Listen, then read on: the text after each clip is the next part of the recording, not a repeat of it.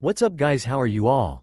Today we are back with another blazing Naruto story. If you enjoy then please like, share and do comments, and also check description for original creator of this beautiful creation.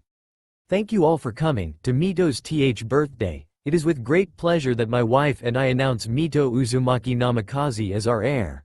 The voice of Minato Namikaze said aloud, getting clapping from the audience. The clan children all crowding around Mito looking at her gifts. Jiraiya allowing Mito to sign the Toad contract when she became a genin, while Tsunade decided to take her on as her new apprentice since Shizune learned all she knew and them some. Kushina gushed at her baby hold talking to the other clan wives. The party was in full swing and all were having a good time. Sitting at the foot of the top stairs was year-old Naruto, who was now pale white, tears pouring from his eyes. He clenched his fist so hard blood came out. So they finally did it, huh? Fuck them then. I'm gone, thought the bitter preteen as he got up and packed what little he had, as well as the jutsus he copied from his former family's library as well. Once packed, he made his way out the window and headed out of the village. Naruto used to be loved, but at 5 years old, it was announced his parents were expecting a little girl and slowly they began to forget about him. Not calling him down to eat, of waking him up in the mornings. Whenever he tried to talk to them, they looked at him like he was an annoyance. Short answers and lies were all he heard. Eventually he stopped trying to talk to them and they forgot about his existence altogether. He became bitter and angry. He swore he would never let them in and began forging his own path. This continued as the years went on. Then when the attack happened, things changed again. A man in a mask took the Biju and tried to destroy the village. Naruto, using his intelligence, delayed the attack, allowing Minato time to fight him and seal the Biju into his daughter. Once again no credit was given to Naruto, and soon enough after the village heard the news he was seen as a failure. This destroyed his faith in the village and never trusted it again, and now with his birthright being taken from him he had no reason to stay there anymore. No friends either, so it was an easy decision to make. He made his way out of the front gates. Seeing the guards asleep at the job he walked out. Taking one last look he sneered at the village. "I hope this place burns to the ground," he said as he walked off down the path. It would be many years before he ever stepped foot in this village again.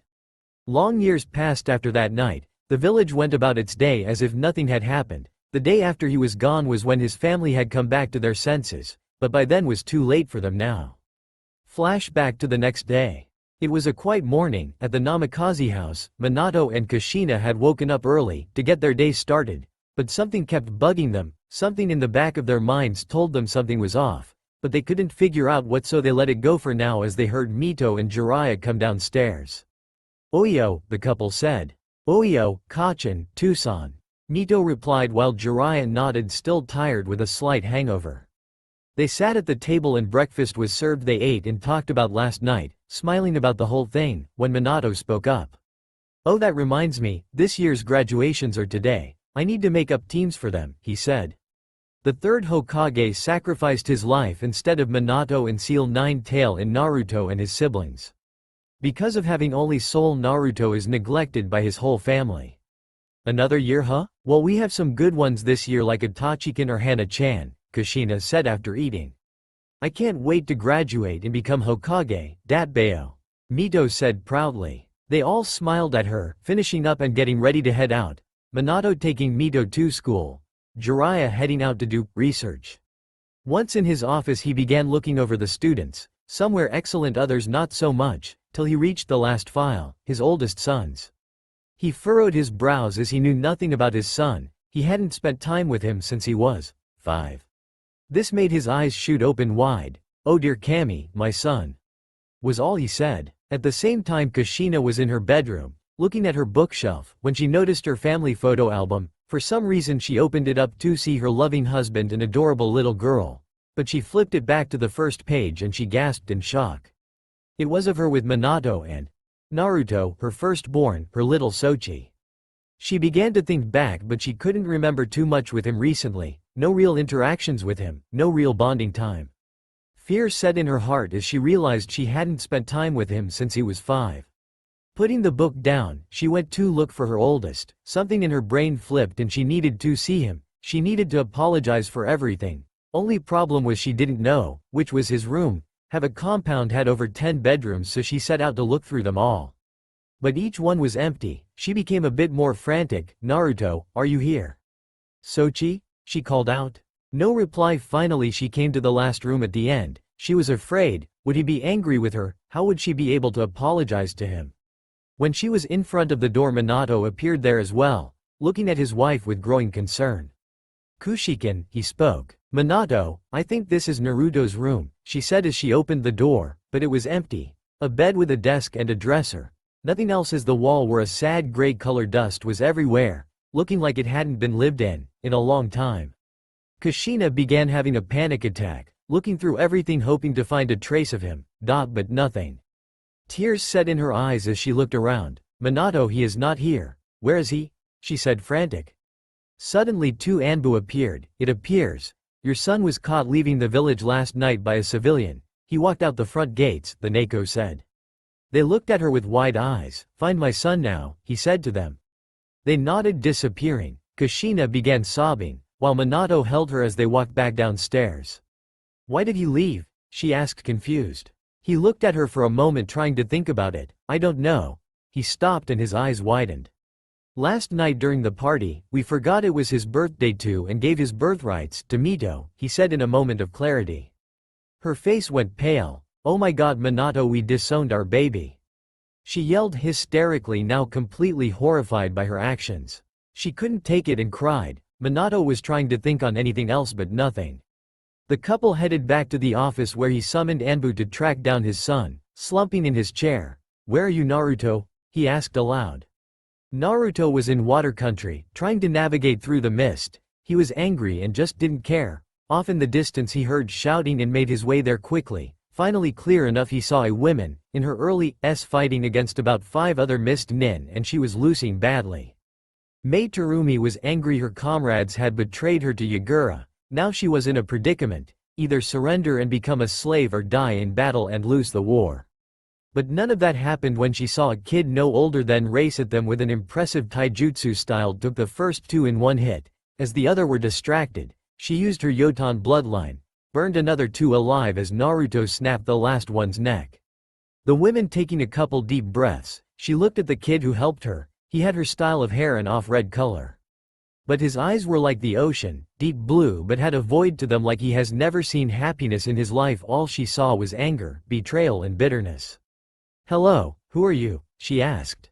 Naruto Uzumaki. Who are you? He said in kind with a tired sigh. She smiled at him, her green eyes showing kindness to him. My name is Mei Terumi, and I want to thank you for saving me. But why are you here? Shouldn't you be home with your family? She asked. Don't have one. I'm an orphan. Besides, there's nothing in that village for me anyways. There, I'm a failure, he spat angrily. She was taken aback by this, especially since he started tearing up. It's not fair. What did she have, tea that I didn't? He whispered as he lowered his head and began crying. All that pent-up anger and aggression washing away. She was shocked by this. Whatever had happened to this boy must have been bad. Without thinking, she reached out to him and pulled him into her chest as he sobbed, petting his head in a motherly tone which kind of surprised her. He latched onto her like a lifeline as he cried. It hurt him badly. They forgot about him, left him to fend for himself, treated him like an inconvenience and gave away his birthright. What had he done to deserve this? It didn't matter anymore. They made it clear they didn't want him, so he would never see them as family again. He finally calmed down and looked up at the lady he saved, his tear-stained face present to see. She looked at him sadly. He looked like such a good kid and very handsome too. Well, since you don't have a home, would you like to come home with me? I always wanted a son, she said, closing her eyes with a smile. His lip quivered. Ddo, you mean that? He was afraid to hope. She nodded to him and kissed the top of his head. Yes, I will adopt you and you will be my son. Come, let's go, we have a war to win for Kiri, she said, standing up. Wiping away his tears, he nodded. Then let's do it, Mom, he said to her, genuinely smiling for the first time in years. She smiled at him. Hearing that made her feel tingly at the thought. They began heading to the Resistance's base of ops. So Naruto-kun, what do you know? She asked. I'm decent at taijutsu. I know several water jutsu, fire jutsu, earth jutsu. I know 3 wind jutsu and 1 lighting jutsu. I also know fuinjutsu and kenjutsu as well, he stated to her. She stopped to look at him, her eyes wide and in shock. You have all 5? She asked. He whipped out some chakra paper and put his into it. Mei then watched as it split into 4 pieces. One top side became drenched, the other crinkled, while one bottom side burnt to a crisp while the other crumbled to dust. He smirked at her confidently. "Yup," he said, popping the P at the end. She just laughed at him and they continued on. Flashback ends. Minato sent teams to look for his son but they never found a trace of him. Jiraiya found 2 leads, one heading to Kumo, the other to Iron Country, but found nothing after that. Eventually he gave it up, much to Kushina's heartbroken dismay, while Mito became angry at her brother for being selfish and hurting their family, not realizing they were no longer siblings, so she trained hard so if she met him one day she would beat him and force him to come back and apologize for his selfishness. At the same time, Mei and the rebels won the war, in large part to Naruto, his teaching of Fuinjutsu, which helped take down Yagura, which they found out he was being controlled but his mind was far too gone, so killing him and releasing the 3 tails, who became the guardian of Kiri. Mei was inaugurated as the Godem Mizukage, and Naruto was officially adopted as her son and was a beloved figure in Kiri and all of Water Country, the newly christened Naruto Terumi, son of the Godem Mizukage and her most trusted shinobi. Standing in his mother's new office he smiled at her, his face masked down. She was signing some paperwork. She sighed. This is not what she envisioned 5 years earlier, but oh well. "Hello Sochii, I have a mission for you and Chojuro. I want Zabuza Momochi and his adopted daughter Haku Momochi back here in the mist unharmed. I want him to train and lead the next generation of the 7 swordsmen," she said, handing him a scroll for Zabuza. He nodded to her. "It will be done. See you later, mother," he said. The 2 left, as she sighed and made 2 shadow clones to help with the paperwork. Kakashi Hitaki and his team, Sasuke Uchiha, Mito Namikaze and Sakura Haruno, were on the bridge deal with the Demon of the Mist and his daughter, the fake hunter Nin. "Haha, this has been the most fun I've had in years, thank you for that, but now we must end this," Zabuza said darkly. But before anything, a mist appeared blocking everything. "Zabuza Monoki, Kakashi Hitaki, your battle is ended. Gato is won his way here with men to kill you all and the bridge builder," a voice said as the mist was blown away. The duo saw 2 people in between them. "What the hell, kid?" Zabuza said, releasing his killing intent, which did nothing as Naruto unleashed his own, which matched it, surprising the Junin. "Look to your left, Gato is here and he wants you dead. Chojuro, get Haku and the genin please unharmed," he said to his friend and teammate. Chojuro left as Gato and his men came up to them. "Well, now what a failure this is, too bad really, but at least I don't have to pay, you know," the midget cackled. "So that is how it is," Zabuza said. He turned to the other 2, "Looks like our fight is over," he said. They nodded, but Naruto spoke, "Save your strength. I want him. I saw him trying to murder innocents and rape a young woman while her son watched. I hate vermin like that. Now then," he said as he made 2 clones appear. "Kill them boys, bring me the girls alive," Gato cackled.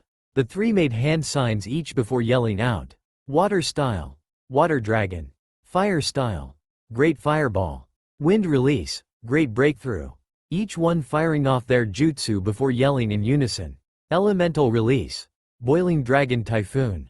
As Chojuro brought the other backs, everyone with wide eyes watched in sheer shock as the fireball came into contact with the dragon and the water began to boil, finally the wind hitting it, and the dragon began rotating like a twister.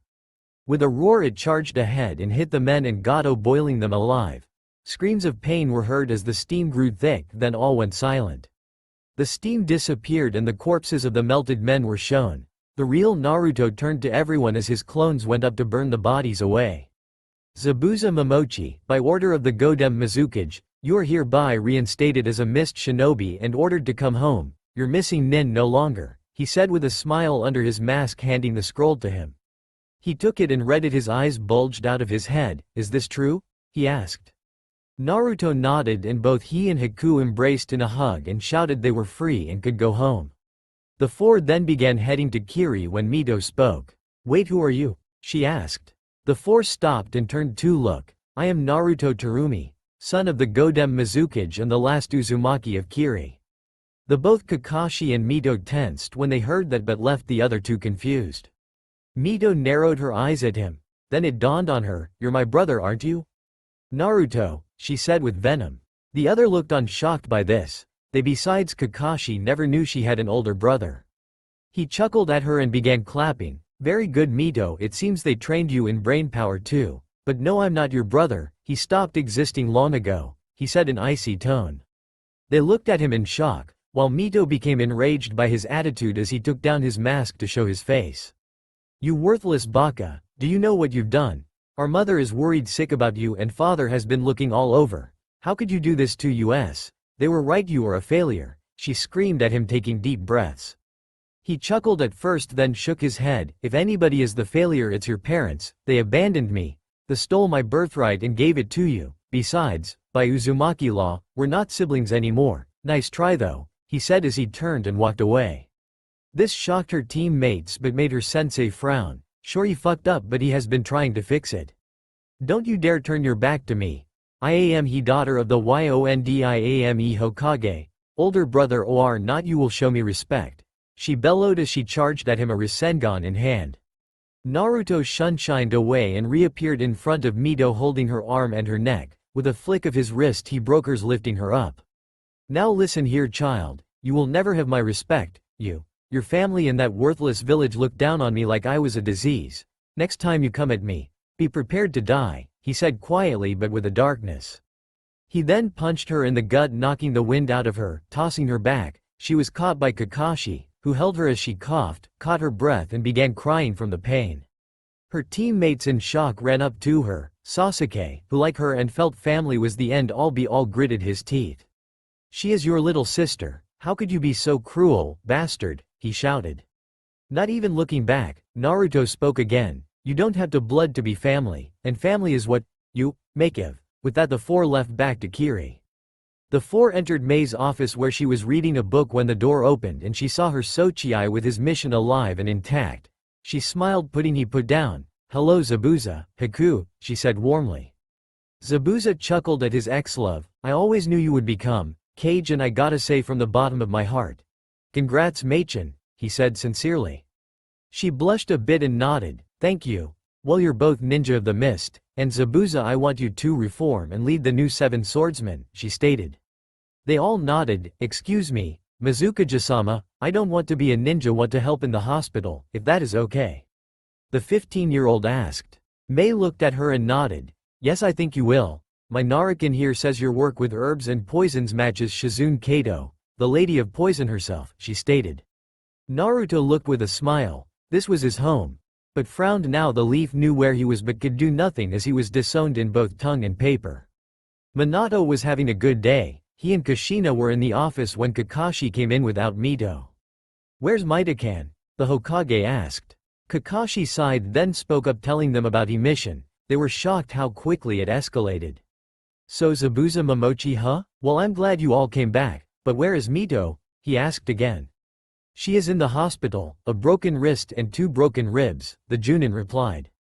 Both parents gasped, then Minato became serious. What happened out there? He demanded. 2 members of the Mist came and retrieved Momochi and the hunter Nen. One killed both Gato and 1,000 of his men with 3 jutsus, 2 ranked, 1 branked. He said his name was Naruto Terumi, son of the Godem Mizukage. We also found out he is your missing son, he finished wearily. This was both earth-shattering and unbelievable. MMY Narukin? Kushina asked in a whisper.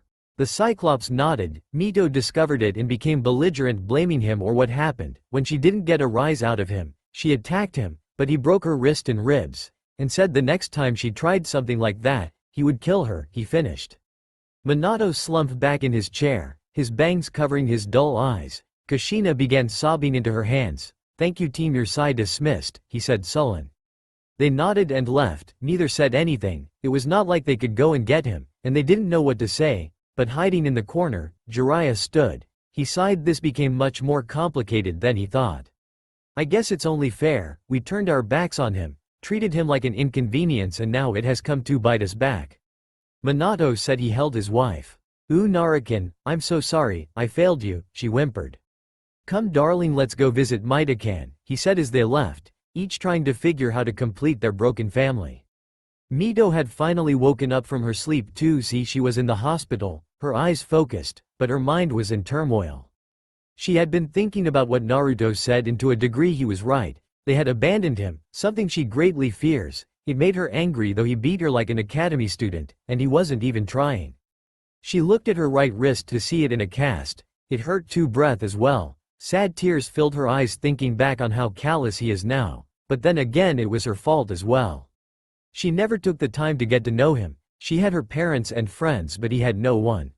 She was taken from her thoughts when the door opened up and in came her parents and godparents. "Hello my little Misame, how are you?" Kushina asked. Mito just shrugged, tired and in pain, she said softly.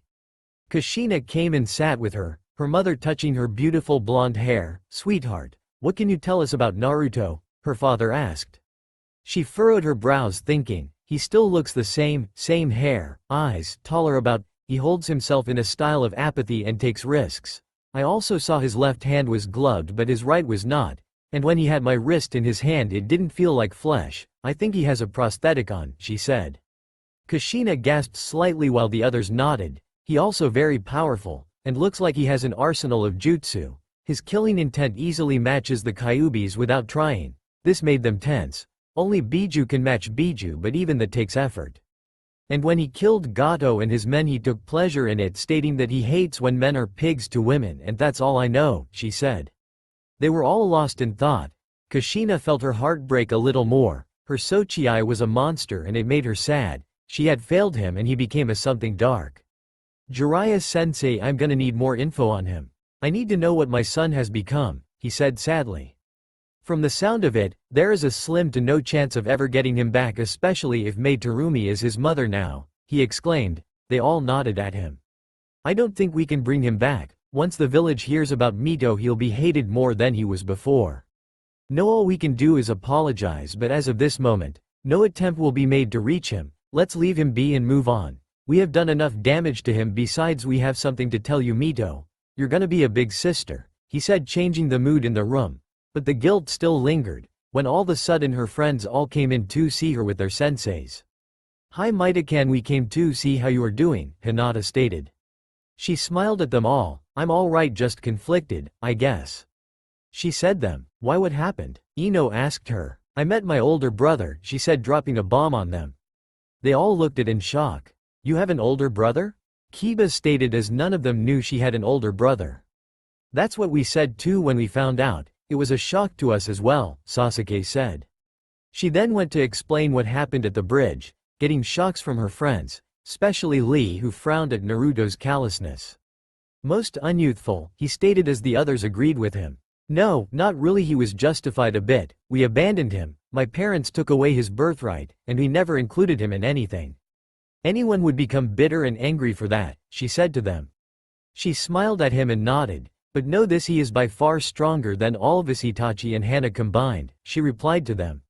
Ha, doubtful, I think we can and we will. We're the rookie, we're the best generation to come out of the leaf, Kiba boasted. Naruto was walking around Kiri. When he spotted Zabuza and Haku shopping for whatever, he decided to talk to them. Hey you two, he called out to them.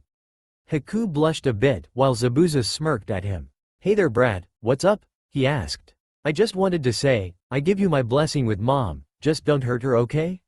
She is all I have in this world, gave me a reason to want to live again, all I ask is just don't hurt her, okay? He said sincerely. This took Zabuza and Haku aback a little, but they both saw how much he cared about her. I promise you, kid, on my honor as a member of the Seven Swordsmen. Besides I couldn't anyways. I still love her, ya know. She was the one good thing besides my Haku here, he said, petting his daughter's head, making her turn red. Naruto looked down and smiled. Thanks Zabuza, if you ever need a sparring partner I am fairly decent in swordplay, he said to the older shinobi. Zabuza nodded to him, offering his hand, to which Naruto took gladly. Haku smiled at this. Off near the distant side of a building, Mei was watching the whole thing. It made her happy to know her son cared so much, to know Zabuza still loved her. She bit her lower lip and disappeared. Later that night Naruto came home and got dinner started, making his mother's favorite food. He knew she was there but he wanted to make sure she was taken care of. She meant the world to him. She was the first good thing to ever cross his path, and come hell or high water he would make sure she would stay safe. He heard the door open, as he said dinner when he heard, Oyo Naruto-kun. It was his mother and he smiled. Oyo, Ka-chan, he said from the dining room. She entered and saw the feast before her. His eyes went wide at her favorite food. What's the special occasion? She asked him as he seated her in her seat then sat himself. You already know, you were there. I just wanted to make sure, his intent was true. Call me selfish but I don't want you hurt and I don't want to think about what I would do if I lost you, he said with smile. Listening to that made her heart swell. How did I get so lucky with you my baby boy? But you don't have to worry about me, I'll be okay. Zabuza was the only man in my life that treated me good, besides that I think Hakuchan has a crush on you, she said to him with a smirk. He looked at her with a raised eye. Really? He asked surprised with a hint of confusion. She could only laugh at his innocent denseness. Yes sweetie, ever since you brought them back you're the only one she looks at with those eyes, and she blushes madly at you. You should give her a chance. She said to him taking a few bites of her food. He thought about it, then you should make Zabuza sweat for it, he said chuckling. Oh sweetheart. You know it, she winked at him. Dinner ended, Naruto cleaned up the table and did the dishes, while Mei sat at the table watching him. She could smile at her son. Even after all these years the idea of having a son still made her giddy. Well I'm going to bed. I love you Kachan, he said to her. She got up and looked up at him, smiling at him. My sweet little Naruto, you're so big now, bringing you home with me was the best decision I ever made. I will always love you no matter where life takes you and no matter what obstacles come your way. You'll always be my baby boy, she said to him embracing him in a hug, him having to bend a little, breaking away they both went to bed. Next morning Naruto got up early with a new vigor. So Hakuchan likes me huh? Nah, no girl ever loathed me? He thought to himself as he made his way to a training ground. Since he was a chunin of the mist it made it easy to train. As he got there he felt several life signs. He turned to see several sound nin but they had slashes in their headbands. He looked at them and spoke. What can I help you all with? He asked. Please, we need help, our friend has been hurt badly, help us or she dies, the female said crying. Okay, tell me your names and we'll go from there, okay? My mom is the cage here, he said to them. My name is Kin Suchi, Zuko Masmi, Dosu Nachi. My friend's name is Tayuya Nimura. We were attacked by Orochimaru and his Sound 5. We were betrayed by him. Please help us, she begged in tears as Tayuya began moaning in pain. Naruto noticed her curse mark and growled. Come, I'll take her. Let's go to the hospital, it looks like you all need some help. Making a clone to take the downed girl he got the others to the hospital, making another to get his mother. Once there, he found a couple nurses to help get Tayuya in a bed and began checking her over. It was discovered her curse mark was at fault so he began to study it. What are you doing, Naruto-kun? Kin asked him. I am examining the seal and by the looks of it, I can get rid of it, but this is gonna hurt both of us. Do any of you have this mark? He asked urgently. They shook their heads no, making him nod. Okay, stand back because this will get bright, he said. He took his right hand and placed it on the seal. His hand began emitting a blue glow. So far nothing is happening. He then pushed chakra into it and it went from blue to a reddish-purple color. Tayuya began moaning. He grit his teeth and began sweating. He opened his eyes and they began changing from blue to purple with black circles in them. He added more chakra and the color became green. Now both were yelling in pain. He couldn't take it anymore so he let go. Falling on his bed, his eyes bleeding and his breathing heavy, he sat there as his mother came in to see what was happening. Seeing her son on the floor, she helped him to a chair as the other three former sound nin kept their eyes on Tayuya, whose seal began shrinking till it disappeared entirely. Tired and sweaty, Tayuya passed out from the pain, but she was now out of the woods. What happened to her? Kin asked, worried for her friend. Doctors began to examine her, checking where the seal used to be, making sure her insides and vitals were okay and stable. With that seal gone, your friend here is okay. She just needs to rest and drink plenty of fluids, the doctor said, leaving them alone. Mei now placed her attention on her son, who had his eyes closed, still breathing heavy, felt her touch and opened his eyes. She gasped at him. What's wrong? He asked her. Grabbing a mirror he looked to see the Rinnegan. He exclaimed. They were both in shock at this. Soon Naruto retracted the chakra and his eyes went back to normal. The pair then looked at the former sound nin and her eyes narrowed at Naruto. Explain, now, she said to him with tone. He sighed and explained everything to her. Once he was done, she sat there for a few minutes thinking it over, making the other three in the room nervously glance at each other. Finally she looked at them and smiled. How would you like to become Mist Ninja? She asked. They looked at her in shock for a moment, then Dosu spoke up. To be honest, Naruto has helped more than any else. Well, take it and give any info you require on Orochimaru and Otto, he said to her. She nodded to him, standing up. Welcome to Kiri, then all four of you. Inside Otto, the snake Sennin himself was busy drawing up plans to destroy Konoha. He has hated that village as long as he can remember, and now he will enjoy its destruction. Kabuto, is everything in place? He asked his second in command. Yes, my lord. All we need now is for you to speak to the case cage and well activate the plan, he said, bowing to his master. Orochimaru smirked. Excellent, soon the leaf will burn, kukakuku.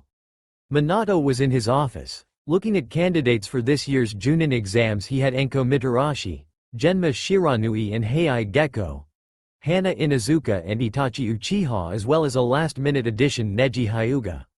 These were three promising leaf nin, with recommendations Kurenai and Asuma. He smiled and approved them. He then thought about it. This year's would be like the Chunin exams, only the fighting will be a bit more brutal, as teams from all 5 great nations, 2 from the Leaf, 1 from Iwa, 1 from Kumo and 1 from Suna, plus 1 from Otto, 1 from Taki and 1 Kusa, and finally 1 from Kiri. Competitors, it's gonna be quite the spectacle, but then he frowned. Naruto could be a part of this.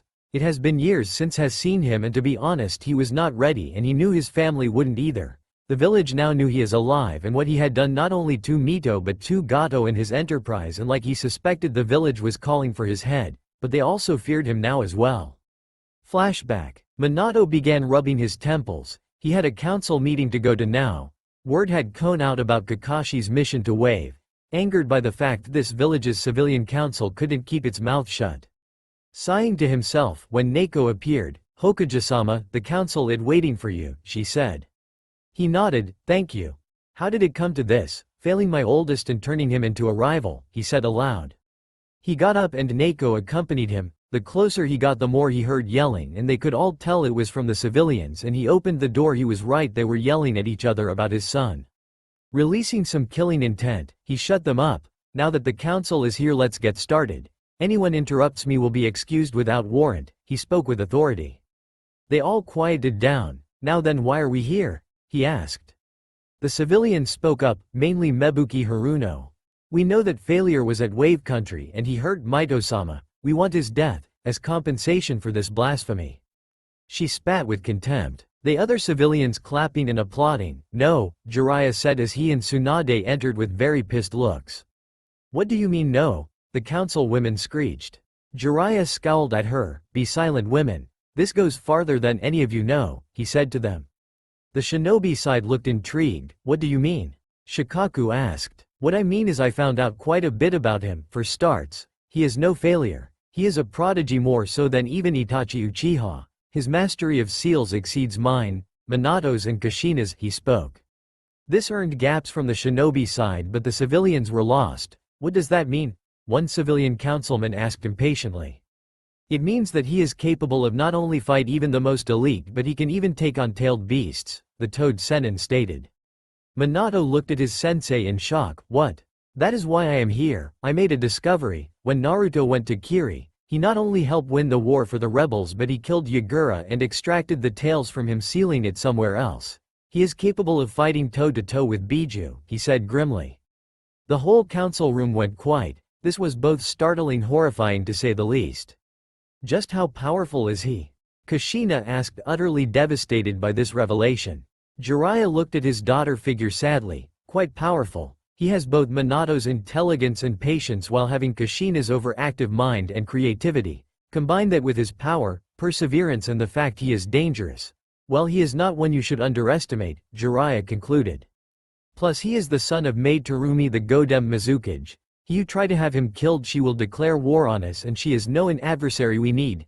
Hell hath no fury like a woman scorned, Minato said to them. They were all quiet. This was quite a thought they were lost in, but Minato ended the meet with one last thought though.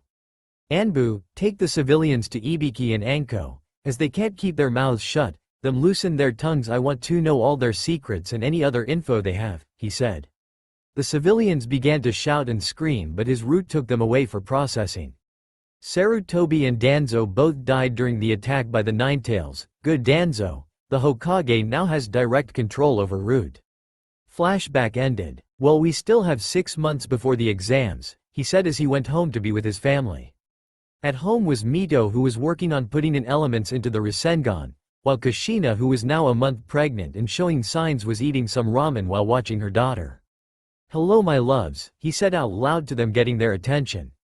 They both looked up and smiled brightly at him. "Oyo, Minakoi, Tucson," they said.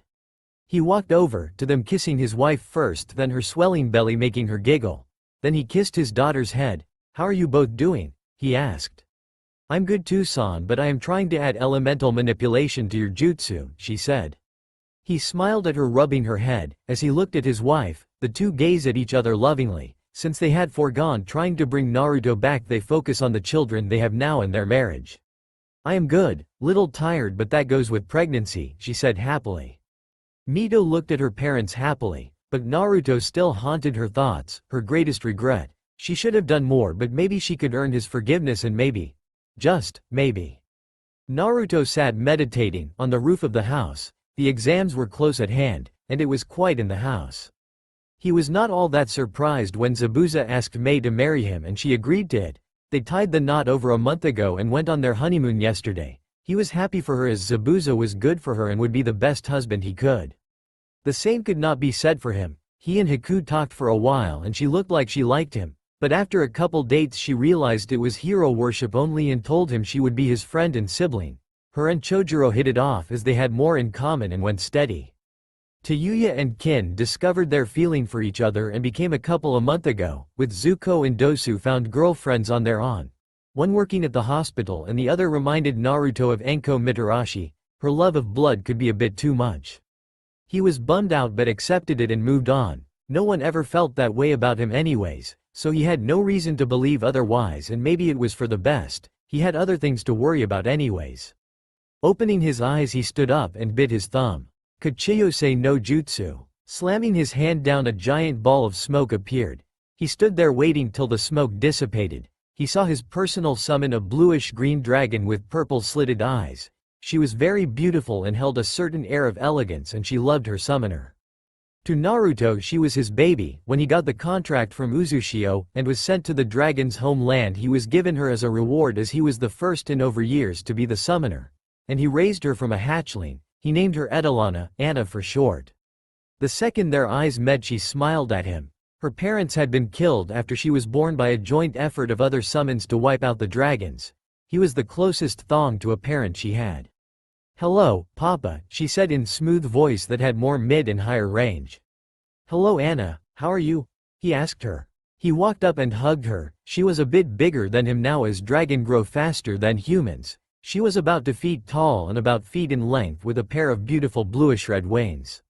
"Sorry I haven't seen you in a couple weeks. I've been busy with some personal things, but now that you're here, I wanted to see if you wanted to train with me some more. Finish where we left off last time?" he asked. She excitedly said yes. Even with her elegance, she was still a child, so she got excited about a lot of things. Naruto chuckled and they headed back to the dragon's home. The world of the dragons was a beautiful place, filled with floating plateau, many different colorful plants and animals, and huge village for dragonkind with a council of the mightiest dragons ruling them.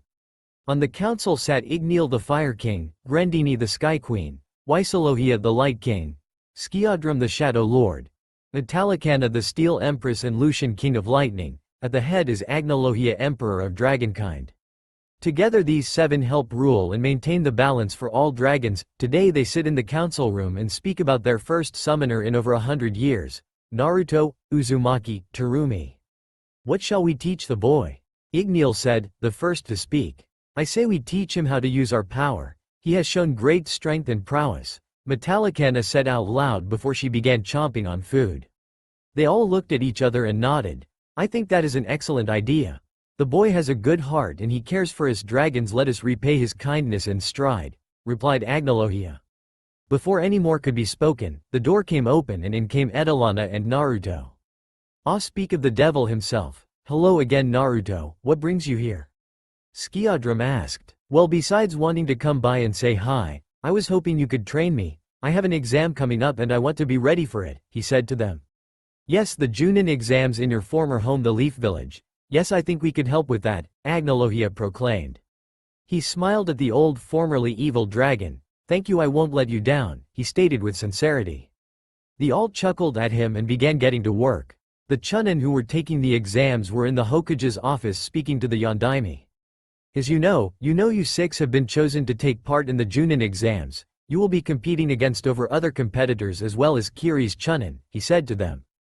They looked at him and nodded in understanding as the Junin stood on the sides, but one thing confused them. "Excuse me, Hokage-sama, but why did you emphasize on Kiri?" Kurenai asked as she saw still new to a lot of this. "Because it was discovered by Kakashi and my daughter Mito that Naruto is a Chunin in Kiri, and not only that but he is the son of Maid Terumi the Godem Mizukage," he said to them. This got gasps from them all. Other just widened their eyes. "But wait, wasn't Naruto considered a failure?" Anko asked him. He winced at that, while Kakashi put his head down in shame. "It was thought that, but from what was told to me during the mission by Kakashi, he is a prodigy. He created the first ever unison raid with only 2 clones taking out men. The only other people to do that were Lords First and Second during the First Shinobi War," he said grimly. The room went silent. People were staring at their Hokage like he was crazy. "What's unison raid?" Kurenai asked as she and several other had never heard of a technique. A unison raid is where you combine 2 or more attacks in perfect symmetry. From what Kakashi told me, Naruto used 3 attack: fire, water and wind, he said as Kakashi spoke up. "When we watched him on the bridge, he made a water dragon, fireball and the great breakthrough. The fireball hit the water, heating up the dragon, boiling the water, then the wind it and turned it into a twister. They called the move, elemental release. Boiling dragon typhoon." They made them all very nervous. If he was this strong now, he would be a hard enemy to face. The competitors were beginning to sweat. Even Anko became nervous. "Also, he is well versed in Fuinjutsu like me, Jiraiya and Kushina," he said as an afterthought. He dismissed them all and they went to get lunch and speak. "Is this kid really all that?" Anko asked, biting into some dango.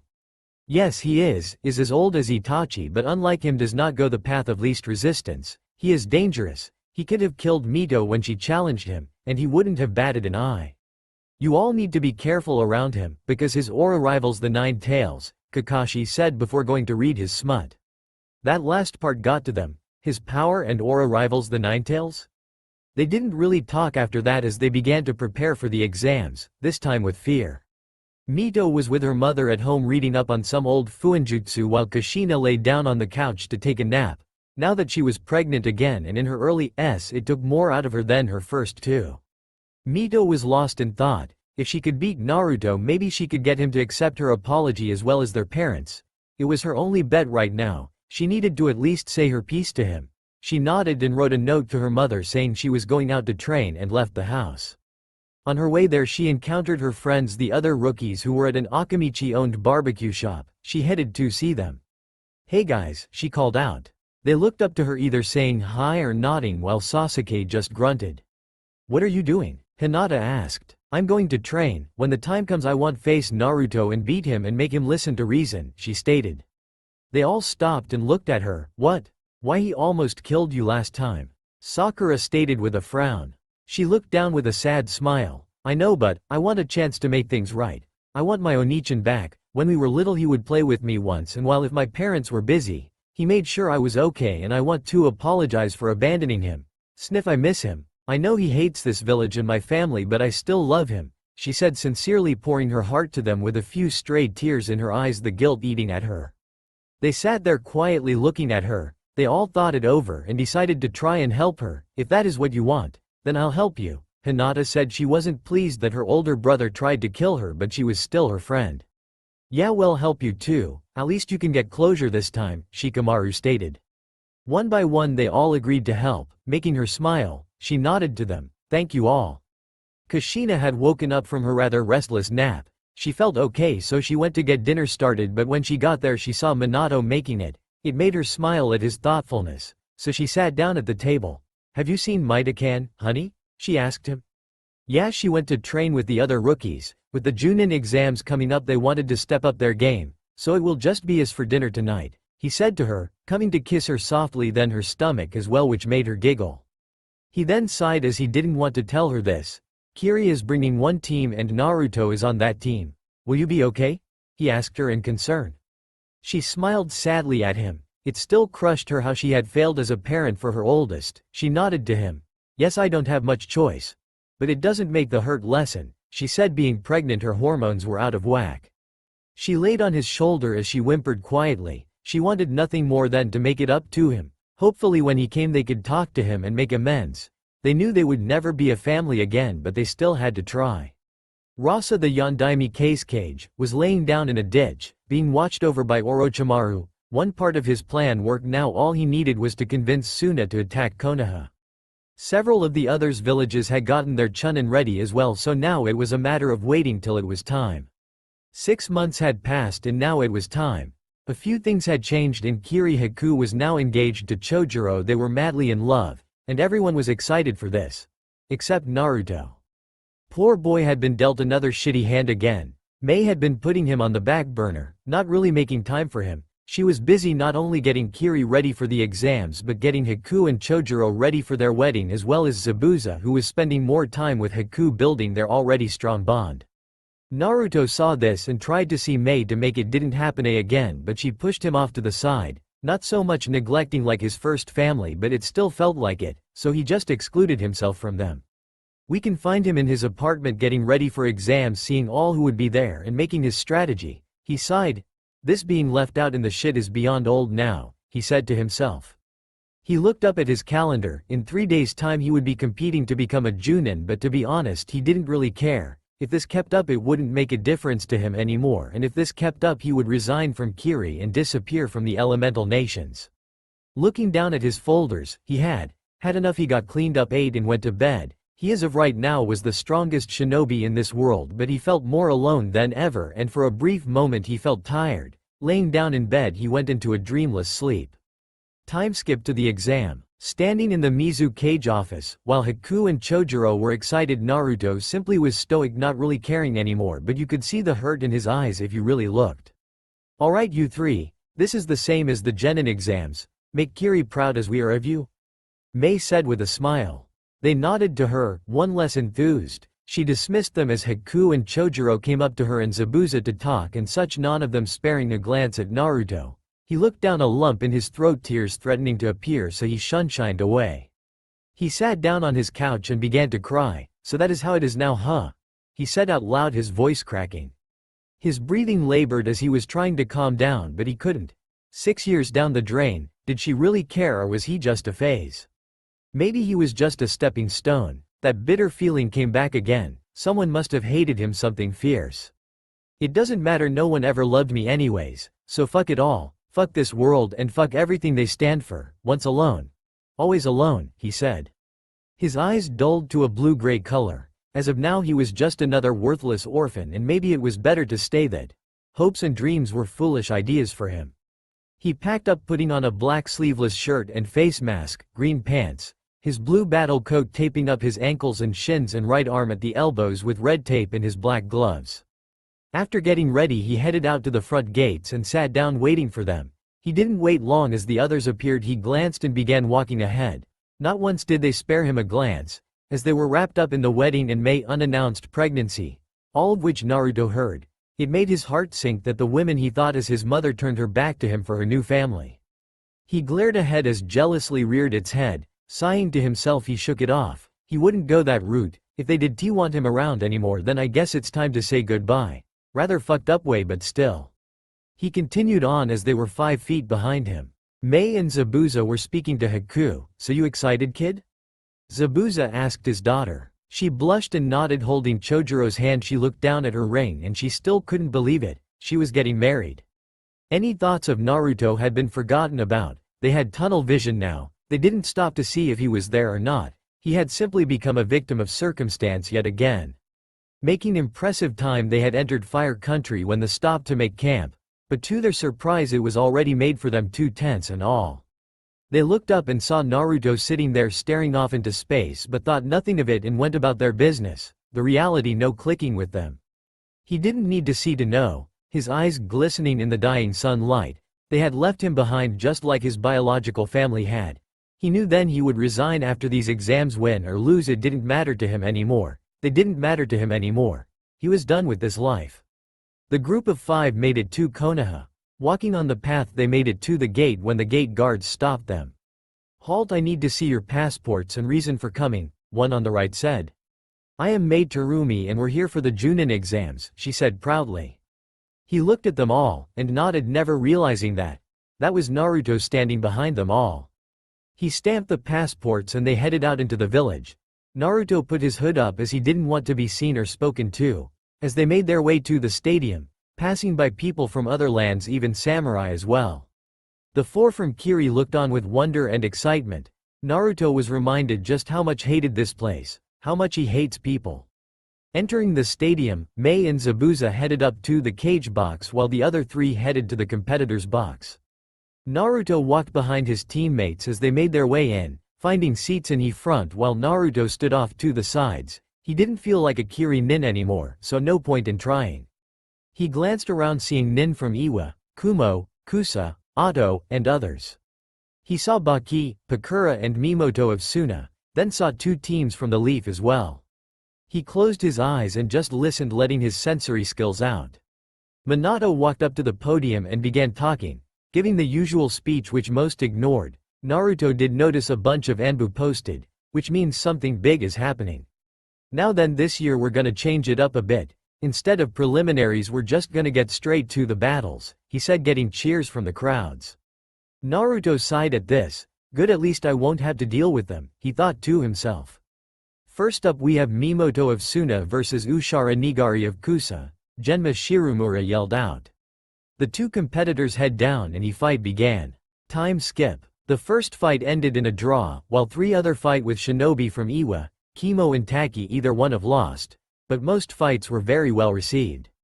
Cage box. "Wow, what spectacular performance, these ninja are very impressive," Mabui said as she sat next Ai. "Indeed they are," Onoki replied. Competitors. The latest fight ended, with Pakura winning again, a female aim shinobi. Next fight will be Haku Momochi against Hana Inazuka. She got up, kissing her lover, and headed out to the arena. She looked over and saw Naruto not paying attention to anything, but what made do a double take was his eyes. They were hollow and lifeless. She could see major depression in his face, but she turned her attention back to the arena. Cage box. "That's my girl," Zabuza said with a smirk. Mei giggled, straight her husband, and watched her stepdaughter walk out onto the field. Meanwhile Minato and Kushina sat there, nervously. They hadn't seen Naruto in years and couldn't wait to see his power. Mito and her friends sat in the audience with the clans, watching as the elder Inazuka was about to fight the daughter of the Mizukage. "Go Hana-chan, kick her ass," Sume yelled. Neither opponent said a word. When the sound was heard they dashed at each other, kunai in hand, to get a feel for each other, throwing punches and kicks for good measure. The crowd went wild for this, cheering and whistling and clapping, as the two went back at it. "Fang over Fang," she yelled out. Her three partner became clones of her and began Hijutsu. Haku, looking at her options, used her bloodline. "Hayaten.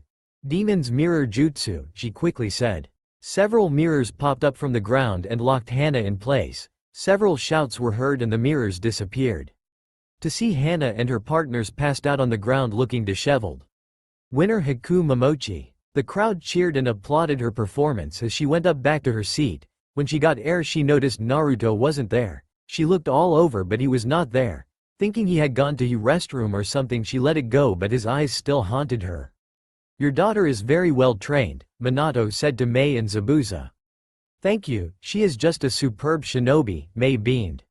"Yes, she seems quite capable, indeed," Kushina replied in kind. Finally getting to her seat, Haku spoke to Chojuro. "Have you seen Naruto?" she asked him. He looked at her thoughtfully, then his eyes widened. "No, I haven't seen him at all." He looked down. "I haven't spoken to him in 6 months," he said as reality hit him. Haku looked down as well. It hit her too. They were family and she turned her back on him too. "Oh Kami, we abandoned him," she said quietly. Horror etched on her face. They got up and began looking for him. Naruto was on top of the tower overhead. He watched the fights. He had seen both Chojuro and Haku win, but honestly this didn't matter to him. His second family had turned their backs. It had shattered his heart, and he had lost his will to care anymore. "Can I get Itachi Uchiha and Naruto Uzumaki to the arena floor please?" The stadium went quiet as the former son of the Yondaime was called. Minato and Kushina held their breaths in anticipation, wanting to see the son they had forsaken. At the same time Mei and Zabuza were confused by this, then it hit her and she gasped. "What's wrong?" Zabuza asked his pregnant wife. She looked at him in horror, her eyes wide. "I never finished the name change, I never officially adopted him. Zabuza, we haven't spent time with him in nearly a year. We were so busy with Haku and Chojuro. Oh Kami, I did the one thing I promised I'd never do. I abandoned my son," she said, the realization hitting her like a bomb and the look of utter devastation plastered on her face. Whether it was luck of no one beside the case cage, Orochimaru, had hears this and knew he had been abandoned by Minato and Kushina as well. "Oh, this is too good, to be left behind by two families. Maybe if I break him he'll join me," he thought to himself, trying to not lick his lips. Mito and her friends in the audience sat there as Itachi walked out onto the floor with fangirls screaming out his name and oogling him. "Wow, your brother is popular, Sasuke," Hinata stated. He looked down. "I know drives the family nuts," he said, making them laugh. Once Itachi was down there, he stood waiting for a few moments when a slight colored wind appeared about 10 feet in front of him.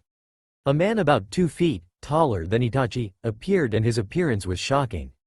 Wearing green pants taped off with red tape, black closed-toes shinobi shoes, with a black sleeveless shirt which showed his muscles quite well underneath.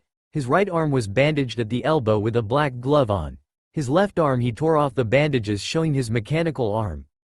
Think of Gildarts from Fairy Tail. With a black glove, a black face mask and blue hood. Many in the audience were in shock. This was the former son of their beloved Yondaime, the one everybody thought would be a failure. Many girls were blushing at his physique, as were some of the boys, while others looked at his mechanical arm wondering how he got it. Up in the box, Minato and Kushina looked at the figure of their son with shock, awe, fear and sadness. "Why does Naruto have that arm?" Kushina asked. Mei looked at her, ashamed of herself as she spoke. "During the Civil War, he won that arm fighting against Yagura, while he was in his stage 1 Biju cloak form," she said softly, looking at her son with sadness and disgust in herself. The other cage looked at Mei in utter shock and disbelief, but turned back to him as he spoke. "Itachi," Naruto said, trying to be friendly but not really feeling it. The Uchiha nodded at him and gave him a ghost smile which shocked some spectators. "Naruto, been a long time," he replied in his monotone voice. "I heard you got married to Izumi, congrats by the way," he said. Itachi nodded. "Yes, thank you for introducing us," he said sincerely to him. All the while everyone was shocked. Itachi and Naruto had been friends. This was new to them all, except for Itachi's wife, who looked sadly at Naruto. Mito looked at Sasuke. "I didn't know my brother is the reason yours is married now," she said. He looked at her just as confused. "I didn't either. Itachi never really told us how he and Izumi got together," he replied to her. "Ah, that's so sweet," Ino said, slightly blushing, as did Tenten. "Why did you leave Naruto?" Itachi asked him. This is what everyone wanted to know. They couldn't understand why he left to begin with, but now they were gonna hear his reason why. Naruto looked at the ground for a moment, then spoke. "In the Uzumaki clan's customs there is a well-known law that states, should the oldest heir be unable to or is deemed unworthy of said title, he or she is stripped of their title and is henceforth disowned by the clan. When they made Mito the heir, they had essentially thrown me out on my ass, so that is one reason why I left," he said to him calmly. In this story, the Uzumaki are the only clan in Konoha with this law. Everyone who knew of the Uzumaki were shocked to hear this, as they valued family above all else. "Did you know about this, Kakashi?" Kurenai asked. He looked down in shame. "Yes, we did. The reason they did this was because they were ashamed of Naruto, as he was considered weak and was not worthy of his title," he said, looking now. It was foolish of him to think that. The others looked at him with both horror and sadness. It really showed the Uzumaki in a new light. Kushina, having forgotten that, began to shake. "How could I forget such a thing?" she whispered as tears pooled from her eyes. "We willingly threw our baby boy out into the cold without a second thought," she said with a heartbroken tone now shaking. Itachi looked at him with wide eyes. It was more cruel than some of the Uchiha laws. "Don't you fucking pity me? I don't need it.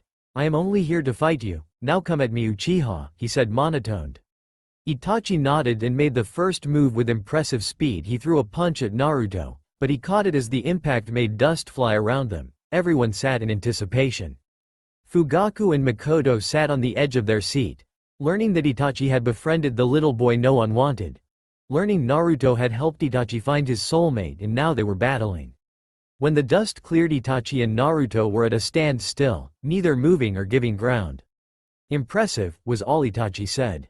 He moved away and sped off, Naruto doing the same. Everyone watched as this fight intensified. Moving at cage speeds, the two combatants threw punches and kicks at each other.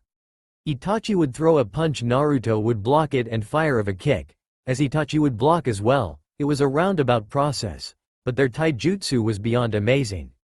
The rookies sat there with their jaws dropped watching this take place, their eyes never leaving the field. Quick as lightning they moved, as both combatants flew to the other sides of the arena. Fire style. Fireball jutsu. Water style. Hydrosphere. Itachi blew the fireball at Naruto. Naruto waited till the last minute and formed a ball of water catching the fireball, making the water boil. Naruto then threw it back at Itachi, but he dodged it, thankfully only to see Naruto right in front of him, his fist cocked back and it connecting with his face, sending him careening into the wall. The audience looked on in shock as the Uchiha's prodigy was being beaten by the disowned son of their cage. Soon cheering began as the crowd was getting pumped up. "The flames of youth burn bright today," Guy said. Sasuke watched on and couldn't believe it. Itachi was taking a beating. He looked over at Mito, who was shocked as he was. Turning his head, he saw his friends and senseis were in the same boat. "He caught that fireball?" Fugaku said in disbelief. Makoto looked on sadly at Naruto. He held himself like a man who did not care if he lived or died. He carried himself like a man who lost his will. She looked down at her newborn Sayuri as she slept in her arms. The thought of abandoning a child, her own no less, made her sick to think about. She looked back up at her friend in the cage box. She was in tears, and judging by the look she saw the same thing. "I'm so sorry, Kushikin, but you brought this on yourself," she thought to herself with a stray tear in her eye. Mito had seen her big brother and he was not the same person that he was in Wave. She didn't know what it was, but he was different.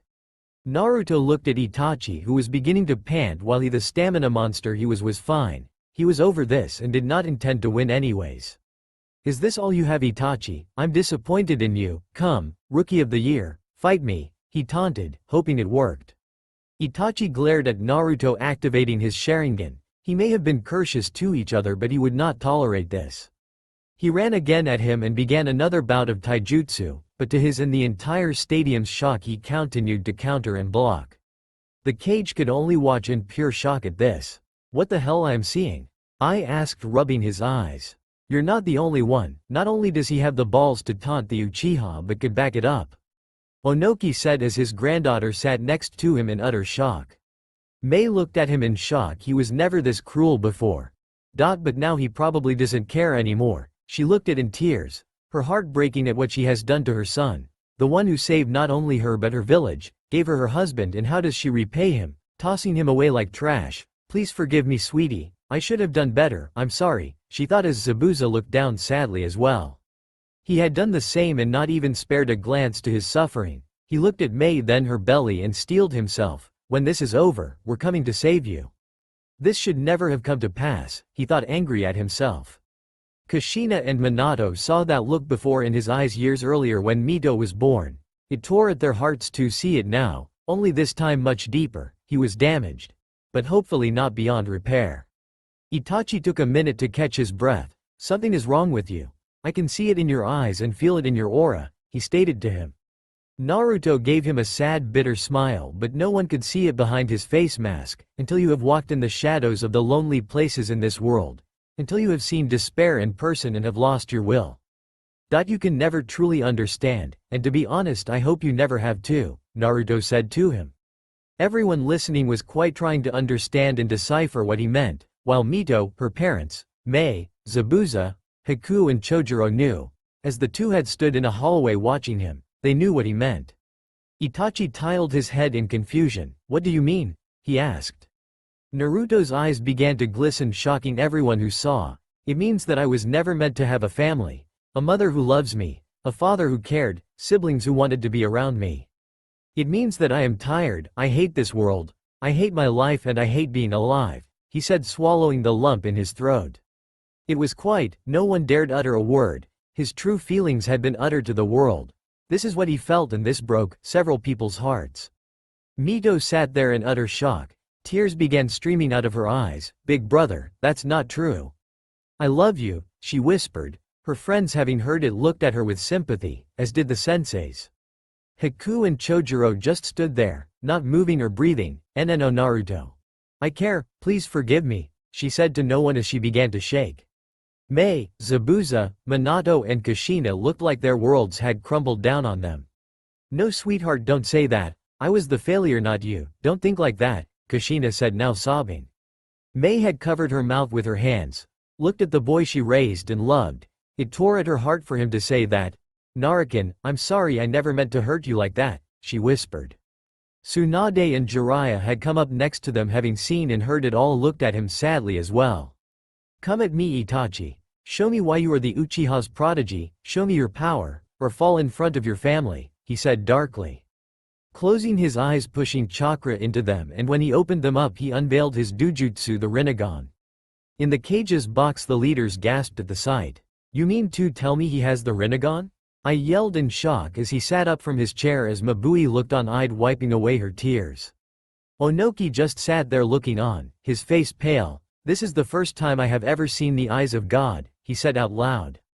Minato and Kushina were shocked by this. "Naruchan," she yelled out absent-mindedly.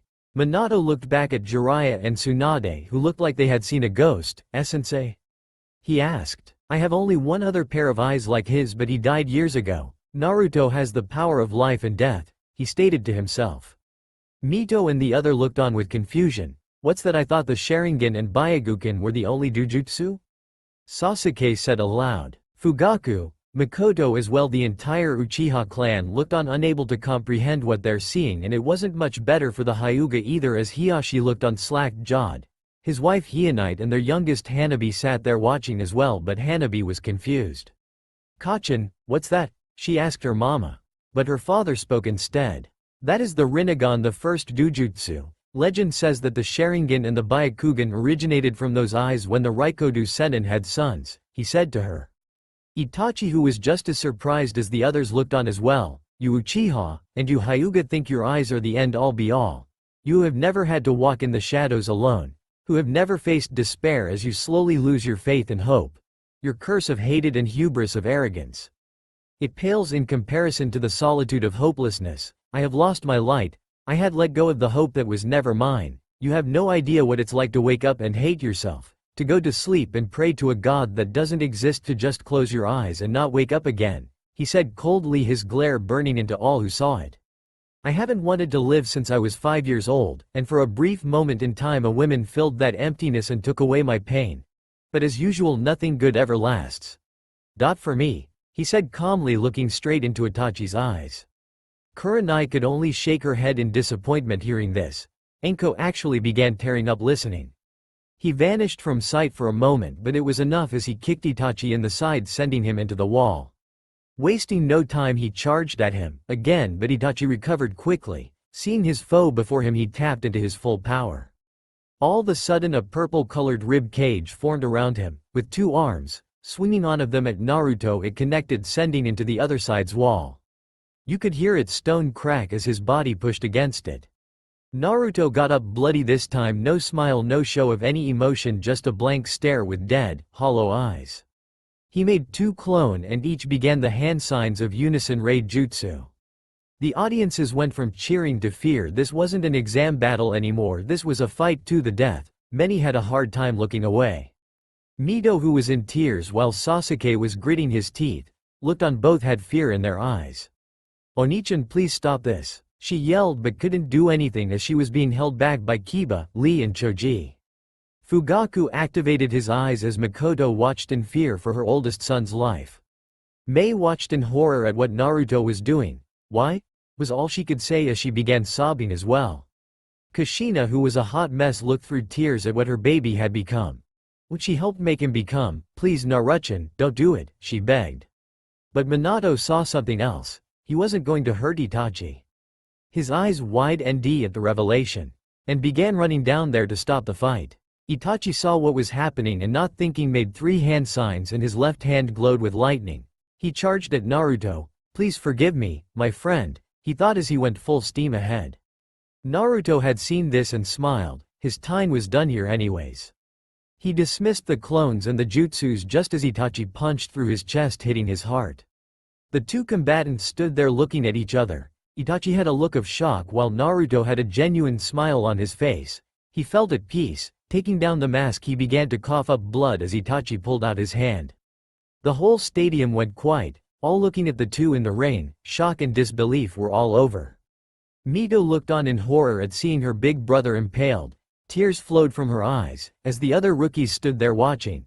Choji lost his lunch. Sakura and Ino went pale and Kiba had to turn away. Fugaku and Makoto watched with horror etched on their faces. Makoto began shaking as a hand went to her mouth. Itachi just killed her best friend's oldest. Kushina and Mei just sat there, they could hear nothing. They felt numb, all they could see was their son with a hole in his chest where his heart used to be.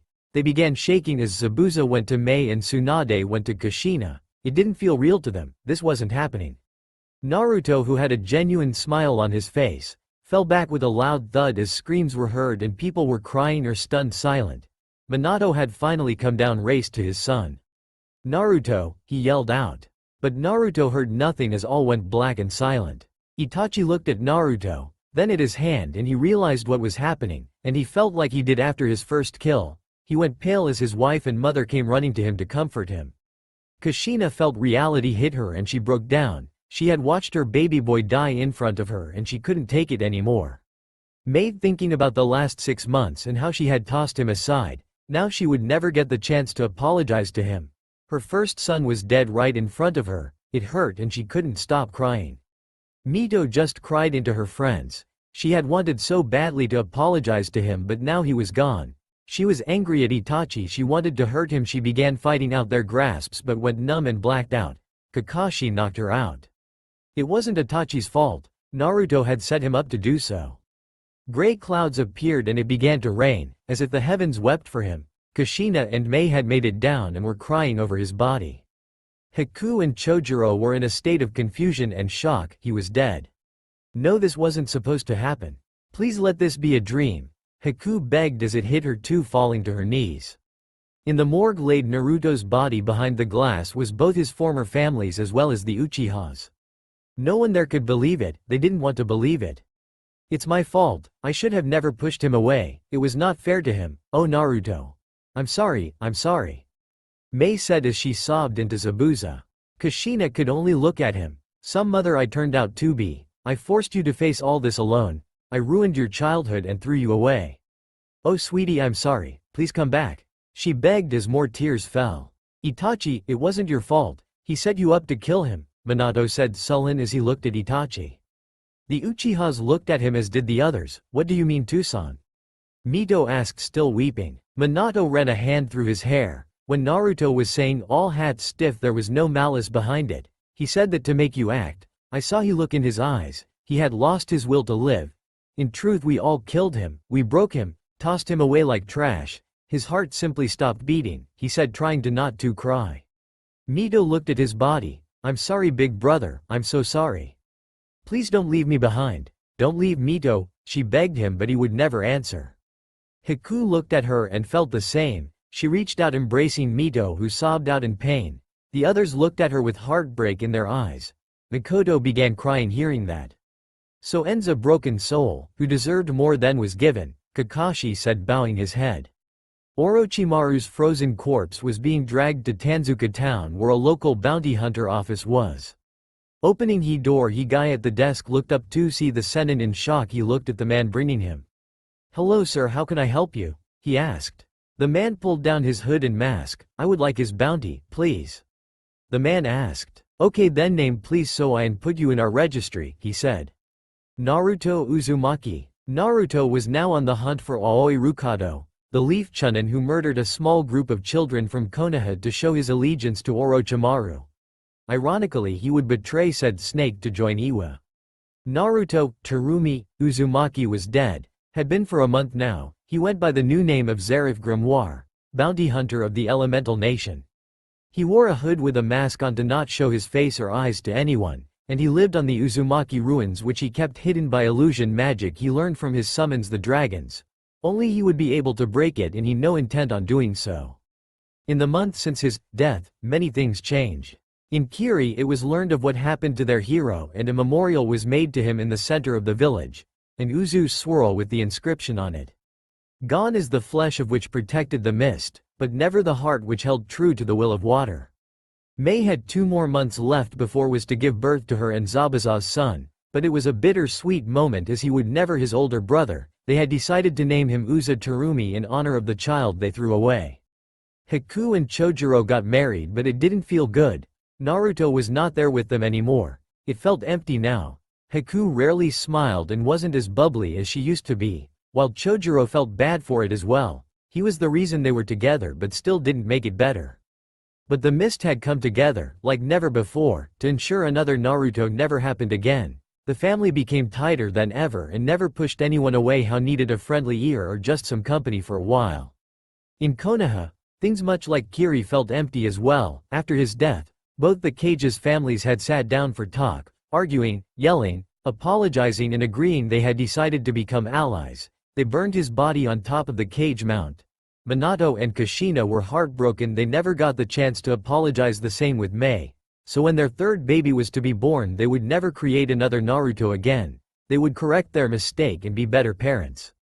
Mito took it the hardest and fell into a deep depression. For days she neither slept nor ate. She felt horrible for her actions. She wanted her big brother back. One day she couldn't take it anymore and wanted to end her life so she could see her Onichan again, but was caught by her friends, who gave her a real heart-to-heart, and they were able to talk her out of it.